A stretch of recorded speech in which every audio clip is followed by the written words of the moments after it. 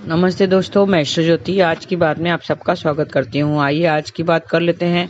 आज बड़ा ही अच्छा दिन है, शुभ दिन है, बुधवार का दिन है। बुधवार के दिन गणपति जी को ध्याते हैं, तो गणपति जी के मंदिर जाइए, उन्हें दूर्वा चढ़ाइए, भोग लगाइए और मंत्र जाप कीजिए, ओम गण गणपते नमः। ऐसा करके आप दिन व्यतीत करते हैं, व्यतीत कर सकते हैं। मैं वास्तु की बात कर लेती हूँ, फिर उसके बाद में थोड़ी आज की खास बात ले लेंगे और कृष्ण कथा में थोड़े से ज्ञान की बातें करूंगी। आप अंत तक बने रहिए और लाभ उठाइए। वास्तु की बात करें तो सीढ़ियों की बात हो रही थी। कल मैंने ब्रह्म स्थान में सीढ़ियों की बात की थी। आज ईशान कोण में सीढ़ियों की बात कर लेते हैं। ईशान कोण मतलब उत्तर पूर्व दिशा, जो भगवान की दिशा मानी जाती है, वहाँ पे इस दिशा में सीढ़ियों का निर्माण नहीं करना चाहिए। इससे परेशानियों का सामना करना पड़ता है और अपॉर्चुनिटीज वहाँ से आती है। अपॉर्चुनिटीज आपको नहीं मिलेगी अगर सीढ़ियाँ वहाँ पर बनाई तो। संतान में के विकास के रास्तों में रुकावटें आती हैं और बिजनेस में भी नुकसान सहना पड़ता है। तो आप ईशान कोण में भी सीढ़ियाँ नहीं बना सकते हैं। ये थी वास्तु की बातें। अब योग और तिथि की बात करते हैं। द्वादशी तिथि आज सुबह 7:30 तक थी, जो समाप्त हो चुकी है। अब त्रयोदशी तिथि चल रही है।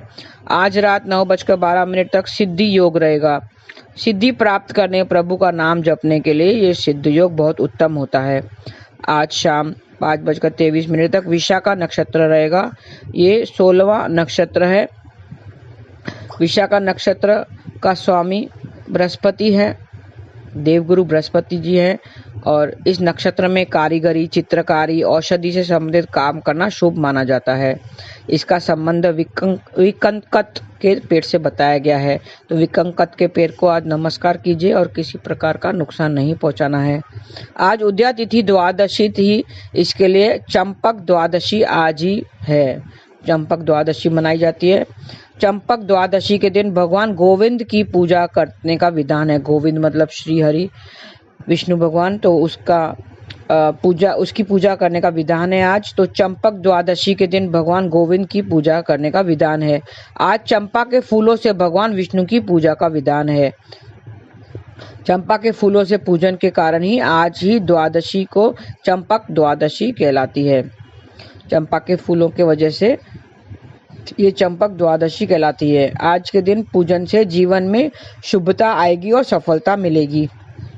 तो विष्णु भगवान की आज चंपा के फूलों से पूजा आराधना कीजिए। आज प्रदोष व्रत भी किया जाएगा। आज त्रयोदशी तिथि चल रही है, तो आज प्रदोष व्रत किया जाएगा।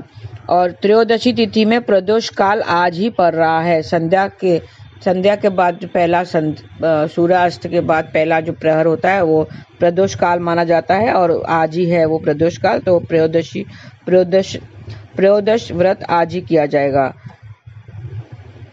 दोनों पक्षों की त्रयोदशी को प्रदोष व्रत किया जाता है। आज भगवान शिव की पूजा करने से समस्याएं खत्म हो जाएंगी।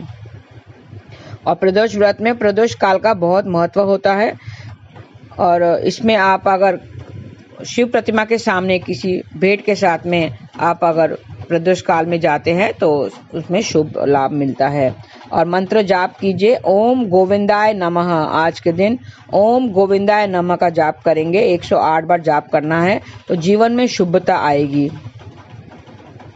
5 बेल पत्र लेकर साफ पानी से धोएं और शिवलिंग पर ओम बोलते हुए चढ़ाएं, तो जीवन में शुभता आएगी। श्री गोविंद को चंपा के फूलों भी अर्पित करना चाहिए। भगवान को एक इत्र की शीशी भी चढ़ाएं। आज शिवलिंग पर गन्ने का रस अर्पित करने से आपकी जो काम में जो आप जॉब कर रहे हैं उसमें स्पेशल जगह आपको मिलेगी। 5 गोमती चक्र लेकर भगवान विष्णु के सामने रखें। भगवान विष्णु की पूजा के साथ गोमती चक्र की पूजा करें। आज शिवलिंग पर दूध अर्पित करना चाहिए, तो कैरियर में सफलता भी मिलेगी। दूध अर्पित करने से कैरियर में सफलता मिलेगी। शिवजी को बेल का फल भी चढ़ाना चाहिए। विष्णु मंदिर में चंपा के फूल का पौधा लगाएं, तो जिंदगी में खुशहाली छा जाएगी। पौधा जैसे जैसे बड़ा होगा आपके जीवन में भी खुशहाली छाएगी। शिवलिंग पर पहले जल अर्पित करना चाहिए और उस पे श्री गोविंद को चंदन का टुकड़ा अर्पित करना चाहिए, तो ऐसे सारे जो रुके हुए काम आपके बन जाएंगे। ओम गोविंदाय नमः मंत्र बोलकर आप चढ़ाएं, चंदन का टुकड़ा अर्पित करें।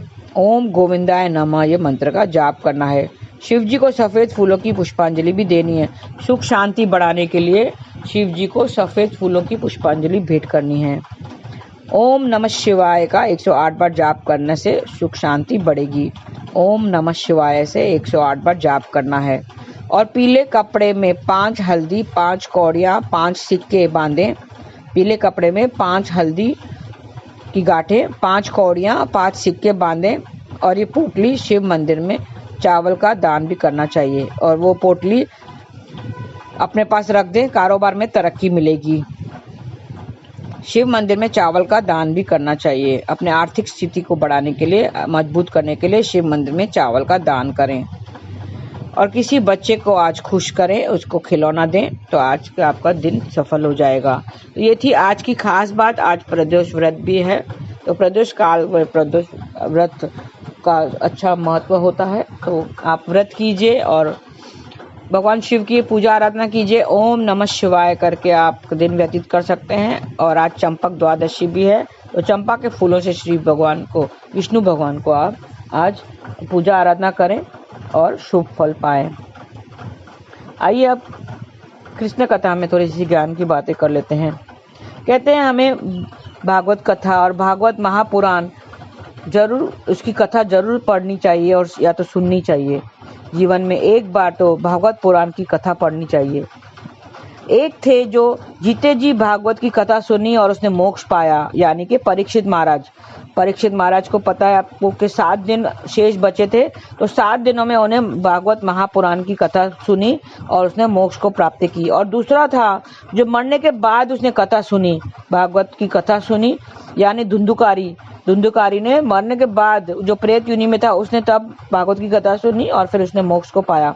दोनों का ही भला हो गया, जिसने जीते जी कथा सुनी और जिसने मरने के बाद सुनी। भला तो दोनों का ही हो गया। तो क्यों ना हम भी जीते जी भागवत महापुराण की कथा पढ़ें। क्या पता हमारे मरने के बाद क्या होता है, दुनिया क्या करेगी हमारे मरने के बाद, हमें पता नहीं। हम भी भागवत कथा पहले और अब पढ़ ले और अपना जीवन सफल कर ले। एक बार तो हमें जरूर जीवन में पढ़ना चाहिए। अब कितने दिन शेष रह गए हैं ये पता नहीं है। मरने के बाद हमारे लिए कौन क्या करता है कुछ पता नहीं चलेगा। कोई करेगा भी या नहीं वो भी नहीं पता।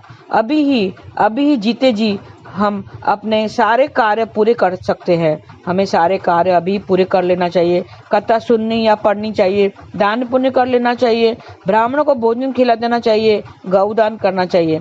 मरने के बाद हम मेरे लिए आंसू बहाओगे और मेरे लिए आंसू बहाओगे मेरे लिए, लेकिन मुझे पता नहीं चलेगा।